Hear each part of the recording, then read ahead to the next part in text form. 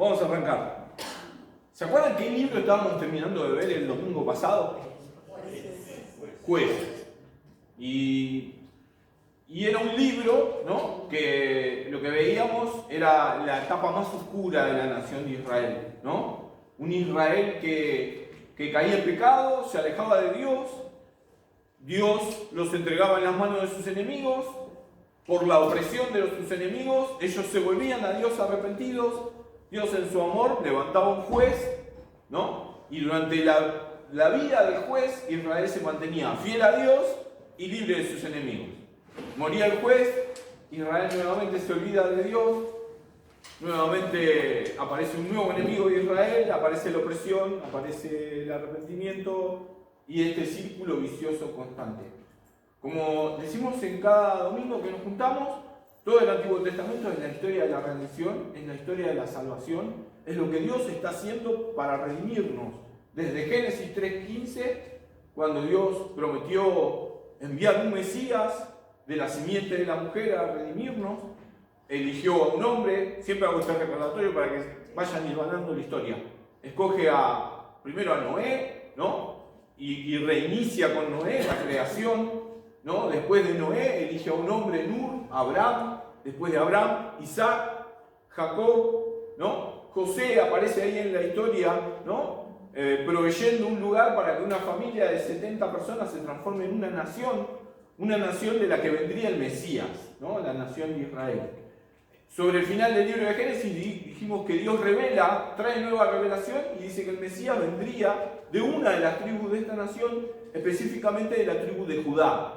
Antes de morir, Jacob hace una oración por sus hijos y en medio de esa oración por sus hijos y esa bendición, a manera de profecía, revela que el Mesías, el cetro, estaría en Judá, ¿no? El cetro del rey, de reyes, vendría de la tribu de Judá. Después de eso, el tiempo de esclavitud, la libertad, ¿no? La conquista, vimos con Josué, y este tiempo tan oscuro de la decadencia en el libro de Jueces. Después, después de la historia de Sansón, que fue la que vimos el domingo pasado, vienen unos capítulos en la Biblia que son de los peores capítulos para leer, en los que quedamos horrorizados. Yo no sé si alguna vez, levante la mano los que leyeron Jueces completo. No, creo que lo sacaron. Sí, es lo que pasa habitualmente. Pero los últimos capítulos, Juan lo debe tener muy claro, Jolie horrorizada, porque cuenta historias horribles. Y yo me acuerdo la primera vez que lo leí, digo, esto estaba acá en la Biblia, ¿no? Se lo voy a relatar muy brevemente, no voy a contar las historias, porque la verdad que son para después de 10 de la noche, hay chicos, o sea, horrible, pero hasta una mujer descuartizada parece, para que tengan una idea en esos capítulos. Ahora, ¿cuál era el objetivo de estos capítulos sobre el final de los libros de Jueces? Es mostrar la tremenda oscuridad en la que se encontraba la nación de Israel. ¿Se acuerdan que dijimos que la nación de Israel durante este tiempo se lo conoce como la edad oscura de Israel? ¿No?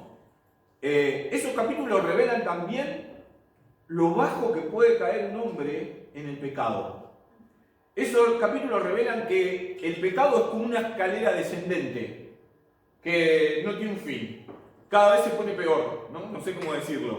De hecho, cuando uno lee esos capítulos se acuerda de Romanos, cuando dice Dios los entregó a pasiones vergonzosas, Dios los entregó a una mente reprobada, ¿no? Aquellos que deciden vivir en pecado es como que Dios los suelta a que vivan las consecuencias de su propio pecado.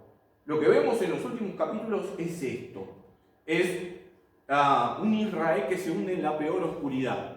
En esos capítulos hay pelea entre tribus, una tribu que anda vagando sin saber dónde acampar, dónde establecerse, que era la tribu de Dan, levitas que por dinero, en lugar de ministrar para toda la nación, ¿se acuerdan que había ciudad de los levitas? Levitas vagabundos que decidían ministrar para un hacendado que tenía una estatua de un dios cananeo, decidían ser sacerdotes de esa imagen para esa familia porque pagaban bien. O sea, levitas mercenarios. estos son los últimos capítulos, los peores de la Biblia para mí, los más oscuros. Después de esto aparece este libro. En la Biblia le sigue de manera cronológica el libro de Ruth. Lo que normalmente se nos pasa de largo es que la historia de Ruth se da precisamente en el tiempo de los jueces. Abran la Biblia en el libro de Ruth. Vamos a ver el primer versículo. Recuerden que hay un versículo que marca el libro de jueces, ¿no? Y que es la constante. No había rey en Israel. Y cada uno hacía. En aquellos días cada uno hacía lo que bien le parecía. Un versículo que se repite 2 o 3 veces, que es prácticamente el resumen del libro de jueces. Pero en medio de tanta oscuridad, este libro nos va a revelar de que Dios no nos suelta. ¿Se acuerdan que les dije? Toda la Biblia, todo el Antiguo Testamento muestra un Dios que ama incondicionalmente, ¿no? De una manera escandalosa a su creación, pero también un hombre que fracasa constantemente y no agrada a Dios y se aleja cada vez más de Él. Es la constante. Esto lo vimos en Jueces, pero lo que vemos es el amor de Dios, porque en medio de esta oscuridad aparece esta historia. ¿Sí? Ahí dice el amanecer de la redención. En medio de tanta oscuridad, ¿no? Una mujer descuartizada en los últimos capítulos del libro de Jueces, en medio de toda esta historia está la historia de esta mujer. Miren capítulo 1, versículo 1, dice: aconteció en los días en que gobernaban los jueces que hubo hambre en la tierra. ¿Sí? Así que a veces se nos pasa de largo este versículo. El primer versículo del libro de Ruth sitúa cronológicamente en la historia de esta mujer. ¿Y lo pone dónde? Dentro de la edad oscura de Israel. No había rey, cada uno hacía lo que bien le parecía, la edad más oscura. En esto aparece esta historia. Y esta historia revela de que Dios no nos suelta, no nos abandona. Y a pesar de la oscuridad del libro de Jueces, y a pesar de esos últimos capítulos, Dios nos sigue amando, nos sigue buscando y sigue adelante con su plan de salvación. Él dijo que él había dicho al final de Génesis que vendría de la tribu de Judá, ¿no? Y la historia parece, en el libro de Jueces, parece truncarse, ¿no? Parece que el plan de Dios empezara a desaparecer, a fracasar, ¿no? En medio de tanta oscuridad. Sin embargo, aparece la historia de una familia que casualmente vivían en una ciudad llamada Belén, ¿no? Qué paradójico, ¿no? Esta historia, en medio de tanta oscuridad, ¿no? Esta luz vuelve a resplandecer en medio de una familia en Belén. La familia era de un tal Elimelech, era el esposo, Noemí se llamaba la mujer, y los hijos, no me pregunten por qué, rara cosa de mi cerebro, cada vez que pienso en los hijos se van a reír. Yo me imagino a Mau y Ricky. ¿Qué tiene que ver?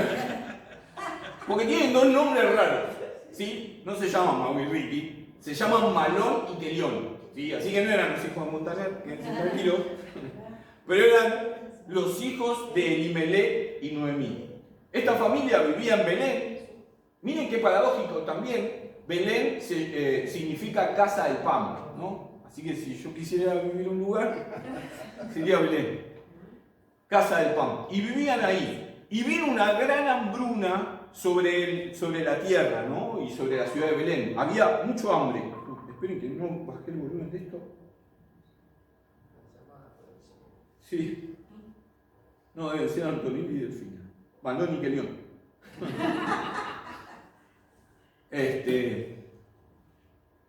Vino una gran hambruna sobre la tierra, ¿no?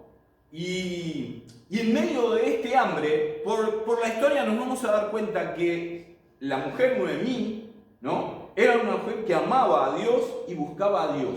Porque si hay algo que nos muestra esta historia, es que en medio de tanta oscuridad, muchas veces hay corazones fieles a Dios.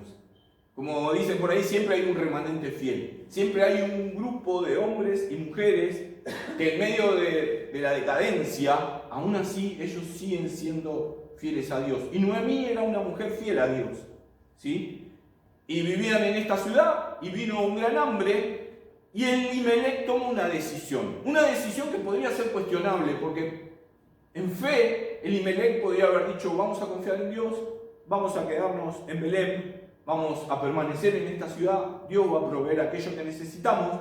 Pero la Biblia dice que Elimelech decidió, junto a Noemí y a sus 2 hijos, migrar al extranjero, ¿sí? Vivir como inmigrantes. Se van de Belén, recorren más o menos 75 kilómetros y se van a vivir a la tierra de Moab. O sea, cruzan el Jordán hacia el este, ¿sí? Hacia la antigua tierra que en la que había peleado Moisés, que vivían los moabitas, ¿sí? Un poco más al este, y se va a vivir a esta tierra, ¿no? Y uno ahí puede empezar a plantearse cuál fue la decisión de este hombre. ¿No? Todos pensaríamos, ¿no hubiera sido mejor confiar en Dios y quedarse en su tierra? Pero bueno, a veces la Biblia nos muestra a las personas tal cual son, no las dibuja, no nos muestra héroes siempre perfectos, nos muestra las dudas, nos muestra las debilidades. Y Elimelech con su familia se fue a vivir a Moab. En Moab aparece la primera tragedia y es la muerte de Elimelech. Imagínense lo que significa. Noemí con sus hijos y su esposo yéndose a vivir a territorio extranjero. Ya ser inmigrante en territorio extranjero, encima los israelitas y los moabitas tienen épocas de guerra y de pelea, o sea, no se llevaban muy bien, había como periodos. Evidentemente el periodo entre que Elimelech va a Moab era un periodo medio de paz, pero siempre había guerra permanente entre los moabitas, vieron como Medio Oriente. Hoy nos llevamos bien, mañana empiezan a volar los misiles, bueno, en aquella época era igual. Así que por este periodo aparentemente había una pseudo paz y ellos fueron a vivir ese lugar. En este lugar Elimelech muere. Imagínense la tragedia para Noemí, sola, sin su esposo, con sus 2 hijos, viviendo en el extranjero. ¿Sí? Si para alguien en este tiempo irse a vivir a otro país es difícil, imagínense irse a vivir a otro país, quedar viuda con sus hijos, fue una situación durísima. Pero en medio de esa situación, sus hijos se enamoran de 2 moabitas. Calculo para la madre también habrá sido un conflicto, porque según la ley, un judío no podía casarse con una extranjera, ¿sí? Y menos con una enemiga de Israel, una moabita. ¿No? Así que imagínense, Noemí venía de padecimiento en padecimiento, ¿no? Necesidades económicas, la pérdida de su esposo, ¿sí? Y ahora sus hijos que se enamoran de esas chirusas moabitas. Hasta no hace mucho. Hasta no hace mucho pasaba. Hasta no hace mucho pasaba, y sigue pasando. Así que hoy hay chusa, pero antes no. La situación comienza a complicarse, ¿sí? Porque de repente esas cosas que pasan, sus 2 hijos también mueren. Así que Malón y Kelión, Elimelech, todos mueren en tierra de Moab. Y Noemí queda sola con sus 2 nueras. ¿Se dan cuenta, no? Lo que uno le cuesta ver en esta historia es la mano de Dios. Digo, porque si hay algo que hay en esta historia es tragedia. Tragedia tras tragedia. Dolor, prueba, ¿sí? Y complicaciones. Imagínense tratar de ver en medio de cada una de estas situaciones la mano de Dios obrando. Es tan difícil, ¿sí o no? En medio de esta situación se escuchan noticias de que en Belén y en la tierra de Israel las lluvias y las cosechas habían comenzado nuevamente y una etapa económica un poco mejor en Israel había comenzado. Yo imagino, y esto es imaginación mía, pero es muy probable con el contexto, ¿en qué tiempo estamos? Dijimos, en tiempo de jueces.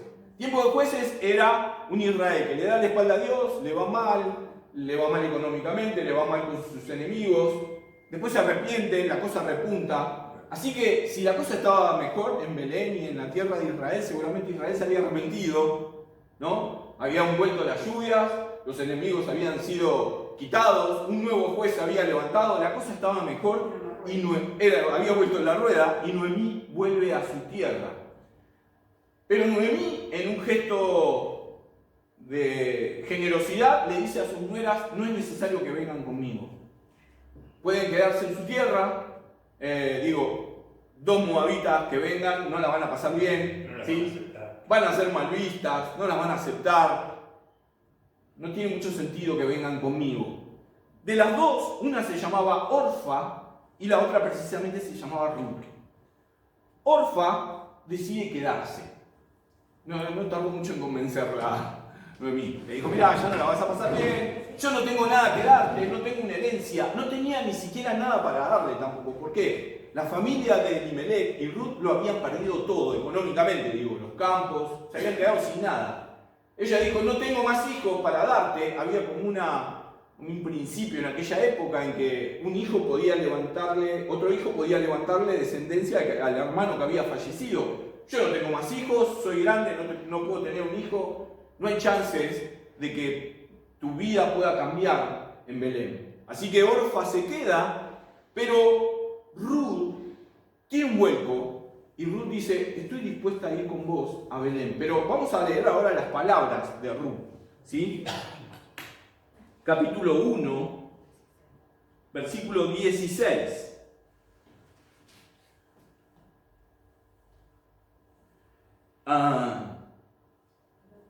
No me ruegues que te deje y me aparte de ti, porque a donde quiera que tú fueres, iré yo, y donde quiera que vivieres, viviré. Tu pueblo será mi pueblo, y la parte más importante, tu Dios será mi Dios. ¿A quién les hace acordar esta mujer con estas palabras? Bueno, hay varios. Josué. La anterior. ¿Quién?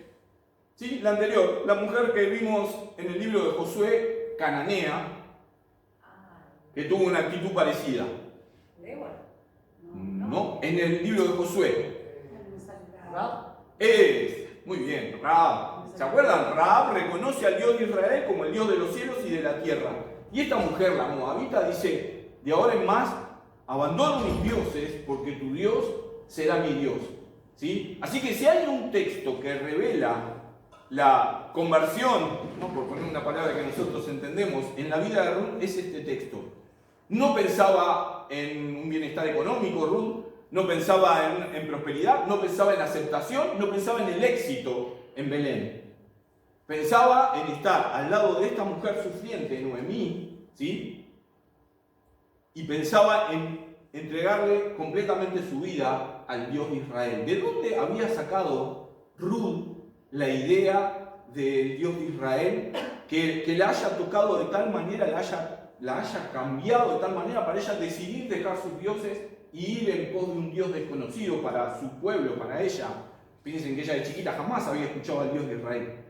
¿Qué cambió tanto la vida de esta mujer que decidió entregarle su vida al Dios de Israel? En primer lugar, obviamente el Espíritu Santo seguramente hizo la obra en su corazón, ¿no? Pero la palabra, ¿a través de quién llegó? ¿No? El conocimiento de Dios. Noemí. Y ahora, lo que a mí me sorprende en esta historia es Noemí, visto ahora en otros términos, se termina transformando en una misionera en Moab. A pesar de todo lo que le pasaba, muerte, escasez, necesidad, ella siguió amando al Dios de Israel en Moab. Y siguió dando testimonio de su amor y su fidelidad a Dios en medio de todas las pérdidas delante de sus nueras. ¿Entienden lo que estoy diciendo? Pero encima, si nos ubicamos en la época, una mujer viuda sin descendencia o sin hijo en este caso, valía nada. Totalmente. Nada. Porque dice la Biblia que un buey o un coso valía más que una viuda. Sí. Entonces, fíjate la sociedad cómo la consideraba. Pero miren el testimonio de ella, cómo impactó en la vida de su nuera, que estuvo dispuesta a dejarlo todo. Porque si nos ponemos en la sandalia de Ruth iba viaje a lo desconocido. Entonces, primero quiero resaltar esto, el testimonio de Noemí en Moab. Una mujer que en medio de la tragedia siguió siendo fiel a Dios. Y cuando hablo de tragedia, hablo de tragedia. Hablo de necesidad económica, hablo del estar fuera de su tierra, hablo de perder al compañero de vida, a su esposo, hablo de enterrar a sus hijos. Digo, en medio de toda esa tragedia, ella dio testimonio, ¿no?, de ser una hija de Dios. Y por eso es que Ruth fue impactada por el mensaje de Dios y se convierte a Dios. Ahora hay un punto en el que quiero resaltar la vida de esta mujer. Finalmente ellas vuelven, ¿no? Entonces Ruth acompaña a Noemí a la ciudad de Belén. Cuando va entrando Noemí a la ciudad de Belén, la ven algunos vecinos, viejos vecinos, ¿no? Como cuando llega al barrio después de mucho tiempo. Y algunos medio que la miraban y no la reconocían. Y dice, ¿esa no es Noemí? ¿No? No es que se había hecho una pintura diferente, ni lifting, estaba pobre, ¿no? Estaba cambiada por tanto dolor, ¿no? Piensen, venía el extranjero, de la necesidad, lo había perdido todo. Así que el semblante, el aspecto de Noemí estaba irreconocible. Había envejecido, tal vez había ido un tiempo, pero había envejecido 50 años, ¿no? Y entonces, cuando la enfrentan, le dicen, ¿vos no sos Noemí? Noemí significa placentera. Entonces ella dijo, no me digan más Noemí, díganme Mara. Mara significa amarga, amargura, ¿no? Por todo lo que había pasado. Como las aguas que encontraron cuando salieron de... De ahí venía el nombre. Díganme Mara, ¿no? Tanto sufrimiento, tanto dolor. Ella decía, ya no soy digna de llevar el nombre de Noemí, que significa placentera, gozo. Cámbienme el nombre por Mara, le decía a sus vecinos. Hay un punto en el que quiero leer un texto. Miren.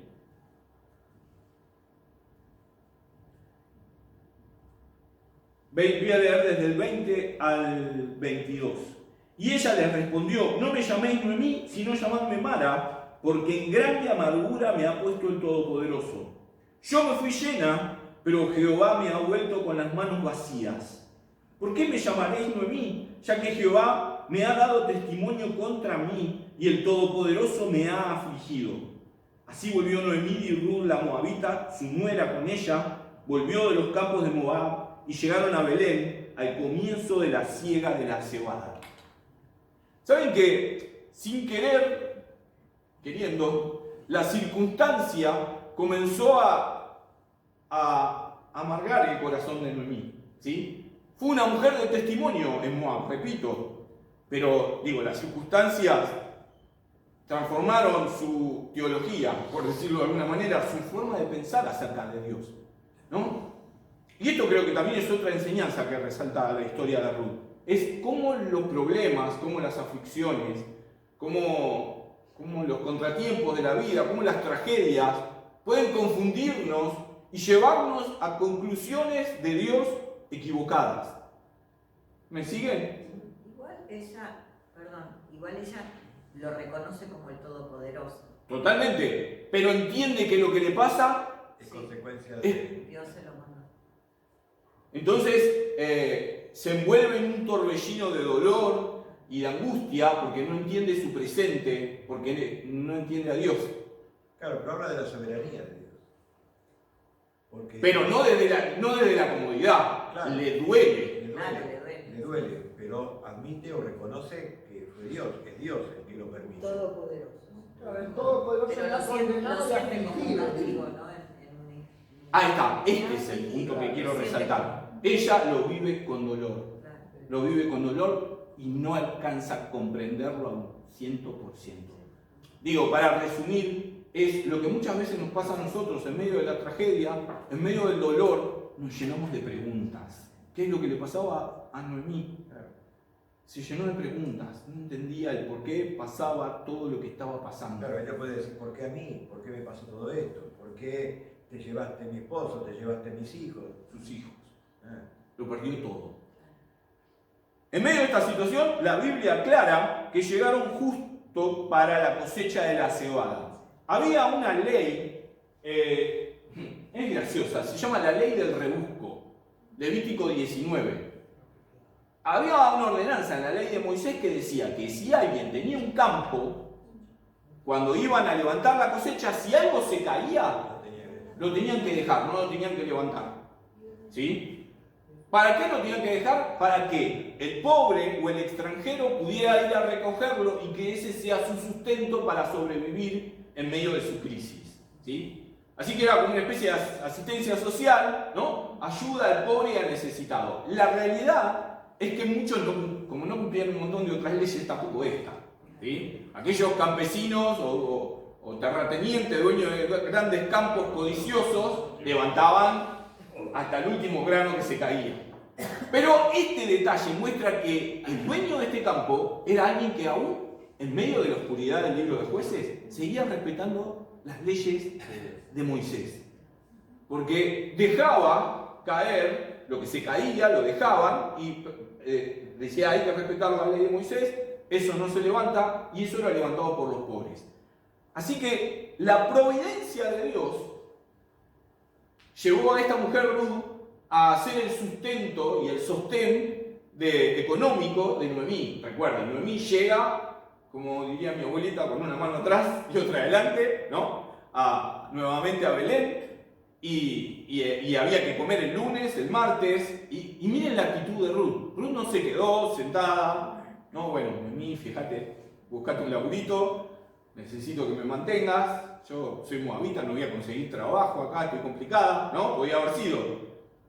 Pero Ruth dijo, no, quédate tranquila, yo salgo, y Ruth salió a hacer el trabajo más denigrante o más humillante que había en aquella época, que era salir a recoger, por la ley de rebusco, lo que quedaba tirado en los campos. Eso fue lo que salió a hacer Ruth. Un trabajo humillante, un trabajo de los más bajos, pero ella, por ayudar a su suegra, estaba dispuesto a hacerlo. Es evidente que el testimonio de Noemí y Dios mismo había impactado en el corazón de Ruth, ¿no? Que mostraba una actitud de amor, ¿no? De un amor que es difícil ver. Estamos hablando de una mujer moabita, ¿no? Pero que adoraba al Dios de Israel, ¿no? Y que mantenía los conceptos y los principios de Dios, ¿no? Y estuvo dispuesta a ayudar a su suegra. Así que fue a un campo al azar, y terminó en un campo en donde el dueño del campo se llamaba Boz, B larga O-O-Z, suena raro Boz. Y Boz la vio y quedó. La Biblia no aclara demasiado, pero es evidente que quedó enamorado de la moabita, ¿sí? Impactado. Preguntó quién era la mujer y se enteró quién era, que era una moabita que le estaba dando una mano a su suegra llamada Noemí, y se ve que él se dio cuenta porque tenían un parentesco Boz con Noemí, eran parientes, ¿no? Entonces Boz, que se ve que le picó el bichito del amor, habló con su criado y le dijo, bueno, si no se te cae nada, hace que se te caiga. ¿No? Miren qué generoso, ¿no? La chapa. Y tratá que no se te caigan cosas, que caiga generoso, ¿no? Para que esta mujer pueda recoger. Inclusive fue por más y le permitió a alguien que no se podía acercar a los empleados del campo ni a las empleadas del campo, tenía que mantenerse aislada, recoger las sobras e irse, le permitió acercarse y en los momentos de descanso comer con los empleados del campo. Eso era un montón, ¿sí? No era lo normal. Lo normal era que buscaran algo y se fueran, pero a esta le permitió. Cuando ella fue a contarle a Noemí, estoy resumiendo la historia, le dijo, fui al campo de un hombre, un tal Boz, ¿no? Y ahí Noemí se le brillaron los ojos. Porque Noemí, que hasta ahora no lo veía, empezó a ver misteriosamente la mano de Dios obrando en la historia. ¿Me siguen? Le dijo, mira, vos es familiar mío. En aquel tiempo había una ley que se llamaba la ley del pariente redentor o del Goel. Les cuento brevemente que era un Goel o un redentor. El redentor era el encargado, estaba en la ley de Moisés, era el encargado de rescatar a un pariente suyo que haya caído en desgracia. ¿En qué sentido? Vamos a imaginarnos, yo tengo un familiar, ¿sí?, que por sus deudas queda enterrado en deuda, pagaba el mínimo de la tarjeta ¿no? Quedó enterrado hasta la corona, tuvo que vender todas sus propiedades y aún así no alcanzaba. Y tuvo que venderse a sí mismo como esclavo. Esto pasaba en la antigüedad, en estos tiempos. Si alguien no podía pagar, terminaba o entregando a sus hijos como esclavo, a su esposa o él mismo como esclavo. Un pariente redentor era el que se enteraba de lo que le estaba pasando al familiar, iba y pagaba su deuda y pagaba para darle libertad a su pariente que estaba esclavizado en un campo. Esta era una de las... Pero también el Goel o el Redentor era el vengador de sangre. Si alguien había lastimado a un familiar suyo, a un amigo suyo, ¿sí? No, un pariente suyo, el Goel, el Redentor, podía ir y cobrar venganza también del que había lastimado a su pariente. La otra obligación era redimir la tierra. ¿Sí? Si yo perdí, yo tenía un gran campo en Luján y lo perdí en el juego, ¿no? Y tengo un pariente redentor, va y compra el campo y me lo restituye. Es mi pariente redentor, mi Goel. Y la otra era la ley del levirato, que también incluía el Goel. La ley del levirato, ¿qué significaba? Que si el hombre moría, ¿sí? El otro podía casarse con la viuda, tener hijos, y esos hijos serían herederos de la familia que había sufrido la pérdida. ¿Se entiende? Como levantarle un heredero. Eran las leyes de aquella época, la ley se llamaba del pariente redentor o la ley del Goel. Así que todo esto le vino a la cabeza a Noemí y dijo, bueno, esta es la oportunidad, este puede ser nuestro pariente redentor, él puede volver a restituir todo lo que perdimos. Entonces iniciaron un plan y dice que toda esta historia está cargada de cosas muy típicas de aquella época que a nosotros suenan raras. La mujer, Noemí, le sugirió a Ruth que visite, cuando termine de trabajar en el campo en la noche, a Boaz. Suena raro, para nuestra época suena una crónica picante, pero nada que ver. Les puedo asegurar que nada que ver. Nada que ver. Boaz se quedaba a dormir en la era donde guardaba el grano por los ladrones. Era común que un dueño de un campo, después de levantar la cosecha, esas noches donde ya tenía la cosecha lista, se quedara a dormir en el granero, ¿sí? Junto con otros hombres también que custodiaban para que no le roben los ladrones su cosecha, que era también muy común en aquella época. Así que Boaz durmió en la era aquel día, Noemí lo sabía porque era costumbre habitual, y le dijo a Ruth que fuera a la era en esa noche y con cuidado y en silencio se acostara sobre los pies de Boaz. Y uno dice, qué raro que es todo esto. Pero era costumbre en aquella época. ¿Por qué los pies? Claro, porque era ese gesto de ella hacia él, era como un pedido de redención. ¿No? Era como identificarse como pariente pidiendo redención. Claro, nosotros lo vemos como una situación rara. Pero en aquella época cuando veían eso era eso. Cuando vos se despierta y se da cuenta de la situación, también hay una situación rara en la Biblia y es que él la cubre con su capa. ¿Qué significaba eso? Es que él aceptaba la propuesta de Ruth de transformarse en el pariente del Redentor, el Goel. ¿Me siguen? Pero... Y estaba la historia hermosa hasta ese momento, ¿no? Yo me imagino esa noche tomaron un cafecito, planificaban, hasta que de repente baja la taza de café vos y dice, hay un problema. Oh, claro. Hay un pariente redentor antes que yo. Es un viejo pelado sin dientes. No, esa es la que vi yo. Esa es la que vi yo. Es posible. Pero es posible. Yo me lo imagino así la historia. Hay un pariente redentor antes que yo, dice. Y el que tiene los primeros derechos de redimir es él. Imagínense, Ruth, ¿no? Tenía que casarse por la ley del levirato con el pelado sin dientes. No. Y ella estaba enamorada de vos. Así que, si hay algo que tiene esta historia, es que es digna de una novela. Sí. De la tragedia al culebrón. Así que Pasa algo raro, propio de aquella época también, que a nosotros nos cuesta entender, pero Boz le dijo, yo me voy a hacer cargo del asunto, mañana vamos a iniciar las acciones legales que correspondan.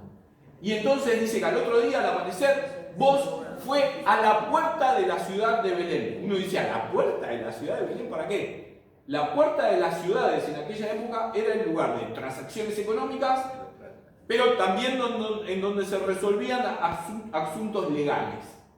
¿Sí? Así que Boz va a la puerta de la ciudad de Belén, convoca al Goén, al redentor de esta familia, y le dice, mira, Noemí ha vuelto con su nuera Ruth, ellos lo han perdido todo, ¿sí? Han perdido los campos, han perdido todo, y vos tenés prioridad como pariente para redimir a Noemí en todas sus pérdidas. Imagínense, este hombre pensó en los campos, ¿no? Y pensó en todo, y pensó esto: Noemí es una mujer mayor, no tiene hijos, no tiene nietos, y tiene campos. No sé si me van entendiendo. ¿Me conviene redimir? Sí. Me hago de un flor de campo, me quedo con las propiedades de la familia de Elimelech. Así que voy, tú, y por un bajo costo redimo a Noemí y me quedo con todo. Acepto, dijo. Pero no es que no tenía nada. Bueno, ahí está, pero ahí venía el redentor por habían perdido por deudas. Él se lo recupera. Se tuvo que ir porque... Paga la deuda y se queda con todo el campo. Se queda con todo. Obviamente a costos mucho más bajos que comprar una propiedad. El punto es que entonces acepta. Imagínense la cara de Ruth, de Boz, ¿no? Toda nuestra historia parece que se va al tacho, ¿no? Y ahí termina el episodio de esa serie, porque vieron que las series siempre terminan así. Sí. Tienen que ver el otro capítulo. Y en el otro capítulo, Boz, muy astuto, le dice, bueno, si querés redimir, podés redimir, pero tenés que casarte con la moabita y darle un hijo, que era la ley del levirato. Tenía que hacer eso. Tenía que tener un hijo. Por la ley del levirato no era solo quedarse con el campo, era tener un hijo con Ruth. Y si tenía un hijo con Ruth, el heredero del campo, ¿quién iba a ser? El hijo de Ruth. O sea, dijo, ¿y qué ganó en todo esto? Claro. ¿No? Y esta parte de la historia muestra, hay gente que siempre está pensando en qué gano yo con esto, ¿no? Y hay gente que está dispuesta a todo por amor a Dios, ¿no? Casi que resume la vida de nuestra sociedad hoy, ¿no? Así que cuando se entera que tiene que casarse con Ruth, darle un hijo y quedarse y perderlo todo, dijo, ya está, listo. Te la entrego, quédate vos, redimí, quédate con todo vos. Bueno, le resumo la historia. Le entrega, renunció a ser el pariente redentor y entrega una sandalia. Ustedes dicen, ¿qué? ¿Por qué no firmaban un contrato o algo? Bueno, en esa época firmar un contrato se hacía así, entregando una sandalia. Les resumo la historia de amor. Finalmente, Boz paga la redención. Noemí vuelve a su estado original, ¿no? Económicamente, pasa a tener sus propiedades nuevamente. Y Ruth y Boz tienen un hijo. El hijo se llamó Obed. Y hasta este momento es una hermosa historia de amor, ¿sí? La Biblia relata, vamos a verlo rápidamente, último versículo de Ruth. Dice, versículo 14, voy a leer desde el 13, capítulo 4, versículo 13. Boz pues tomó a Ruth y ella fue su mujer y se llegó a ella y Jehová le dio que concibiese y diese a luz un hijo. Y las mujeres decían a Noemí, loado sea Jehová que hizo que no te faltase hoy pariente cuyo nombre será celebrado en Israel, el cual será restaurador de tu alma y sustentará tu vejez. Pues tu nuera que te ama lo ha dado a luz, y ella es de más valor para ti que 7 hijos. Y escuchen esto, y tomando Noemí al hijo, lo puso en su regazo, y fue su haya. Y le dieron nombre las vecinas, diciendo, le ha nacido un hijo a Noemí, y lo llamaron Obed. Este es padre de Isaí, padre de David. Tengo que ir terminando. ¿Se acuerdan que les dije? El libro de Jueces es una historia muy oscura. De hecho, es la edad oscura de Israel, dijimos. Parece que el plan de Dios se hubiera hecho añicos, ¿no? Por nuestra maldad, por nuestro pecado. Pero en medio de tanta oscuridad, Dios obra en medio de una familia. Y es difícil ver la mano de Dios porque todo lo que vemos al principio es tragedia. Pero en medio de toda esa tragedia, Dios estaba obrando. Y permitió que una mujer que se transformara en misionera llevara la palabra de Dios a un lugar tan distante como Moab, y que el Espíritu Santo tocara a una extranjera que se convierte y viene a vivir a Belén, y que por su providencia esta mujer podría haber ido a 1000 campos a espigar, pero fue justo al campo de este hombre llamado Boaz. Díganme si la mano de Dios no está en cada detalle. Y la mano de Dios hizo que esta mujer se casara finalmente con este hombre, Boaz, y tuvieran un hijo. El niño se llamó Obed. La madre de la suegra, Noemí, lo puso como sobre su regazo, y también era un acto legal. Al ponerlo sobre su regazo y exclamar y decir algunas cosas, era algo legal lo que estaba haciendo Noemí, y era declararlo el heredero de su familia, ¿sí? Y dice, tuvo un hijo entonces que se llamó Obed. Obed tuvo un hijo después, ¿sí? Que se llamó Isaí. Isaí entonces era el nieto de ¿quién? De Ruth. Y Isaí era el padre de alguien muy famoso. Era el padre de David. O sea, Ruth, la moabita, la mujer envuelta en medio de tantas tragedias, fue la bisabuela del rey David. En el libro de Génesis dijimos que el Mesías vendría de la tribu de Judá. ¿Sí? Dios, en medio de tanta oscuridad, en medio de tanta tragedia, en medio de tanto pecado, en medio de tanto dolor, movía los hilos de su historia, y Él siguió adelante con el plan de salvación.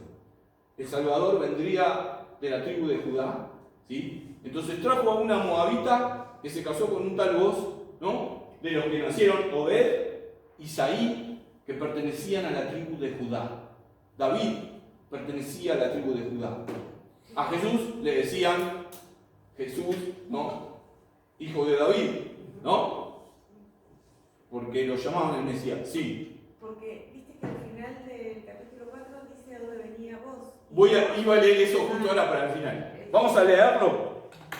Miren, capítulo 4, versículo 18. Estas son las generaciones de Farés. Miren hasta dónde se va. ¿Sí? Se va hasta el Génesis casi en esta genealogía. ¿Por qué el autor de Ruth, que fue Samuel, se preocupó por poner esta pequeña genealogía acá? Porque él quiere mostrarnos que el amor de Dios y el plan de Dios nunca cesó, que Él nunca nos abandonó, que en medio de tanto pecado y tanta contradicción en el hombre, Él siguió adelante con su plan. Y dijo, de Farés engendró a Esrón, de Esrón engendró a Ram, y Ram engendró a Aminadab, Aminadab engendró a Nazón, y Nazón engendró a... ¿Les suena Salmón? Porque Salmón era el esposo de ¿quién? ¿Alguien se acuerda? Lo vimos en Josué. Fue el que se casó con la mujer que nombraron hace un rato. Salmón era el esposo de Rahab. Y Salmón y Rahab, evidentemente, tuvieron a... Miren de quién era hijo de Boaz. ¿Boaz iba a tener desprecio con una moabita? No, claro. ¿Quién había sido su madre? Su mamá era, claro. Ahora me pone la piel de gallina pensar esto, ¿no? Miren el amor de Dios. Rescató a una mujer cananea, prostituta, que vivía en la peor oscuridad. La salvó y la puso dentro de la genealogía.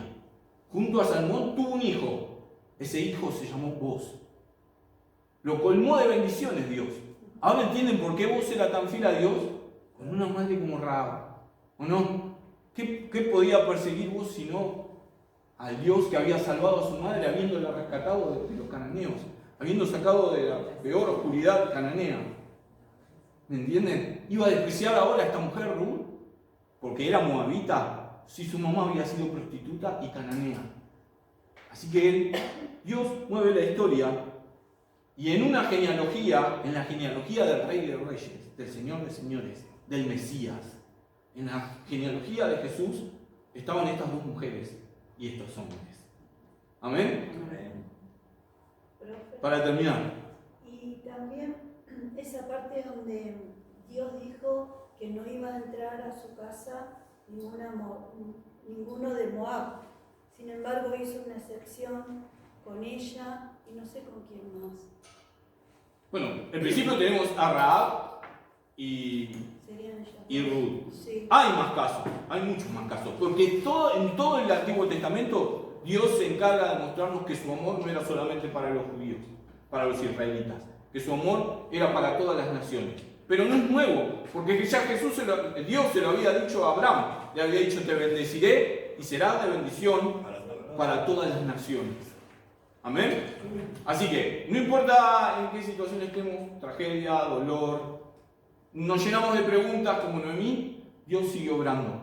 Amén. Amén. Señor, te damos gracias en esta mañana por estar juntos, por juntos poder leer tu palabra, Señor, escudriñarla. Señor, te pedimos que hables a nuestro corazón a través de tu escritura, Señor.